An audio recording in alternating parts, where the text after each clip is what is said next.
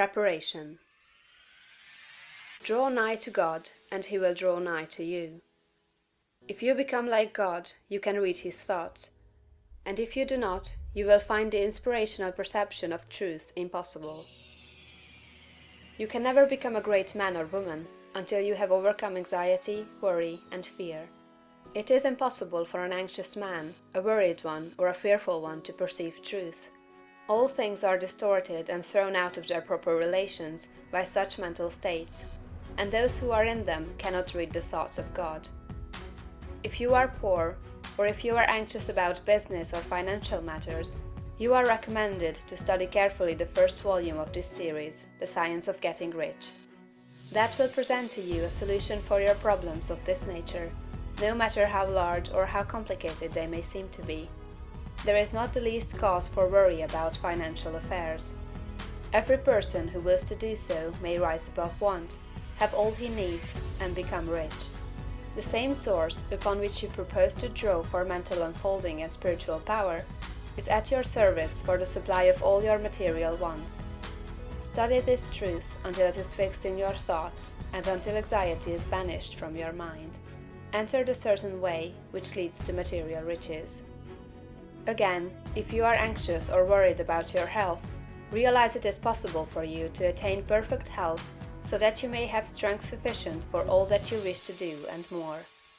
That intelligence that stands ready to give you wealth and mental and spiritual power will rejoice to give you health also. Perfect health is yours for the asking, if you will only obey the simple laws of life and live aright. Conquer ill health and cast out fear. But it is not enough to rise above financial and physical anxiety and worry. You must rise above moral evil-doing as well. Sound your inner consciousness now for the motives that actuate you and make sure they are right. You must cast out lust and cease to be ruled by appetite, and you must begin to govern appetite. You must eat only to satisfy hunger, never for gluttonous pleasure, and in all things you must make the flesh obey the spirit. You must lay aside greed. Have no unworthy motive in your desire to become rich and powerful. It is legitimate and right to desire riches, if you want them for the sake of the soul, but not if you desire them for the lusts of the flesh. Cast out pride and vanity. Have no thought of trying to rule over others, or of outdoing them. This is a vital point. There is no temptation so insidious as the selfish desire to rule over others. Nothing so appeals to the average man or woman as to sit in the uppermost places at feasts, to be respectfully saluted in the marketplace, and to be called Rabbi, Master. To exercise some sort of control over others is the secret motive of every selfish person. The struggle for power over others is the battle of the competitive world, and you must rise above that world and its motives and aspirations, and seek only for life.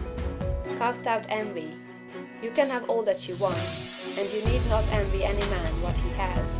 Above all things, see to it that you do not hold malice or enmity toward anyone. To do so cuts you off from the mind whose treasures you seek to make your own. He that loves not his brother loves not God. Lay aside all narrow personal ambition, and determine to seek the highest good, and to be swayed by no unworthy selfishness. Go where all the foregoing, and set these moral temptations out of your heart one by one, determined to keep them out. Then resolve that you will not only abandon all evil thought, but that you will forsake all deeds, habits, and courses of action which do not recommend themselves to your noblest ideals.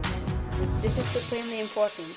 Make this resolution with all the power of your soul, and you are ready for the next step towards greatness, which is explained in the following chapter.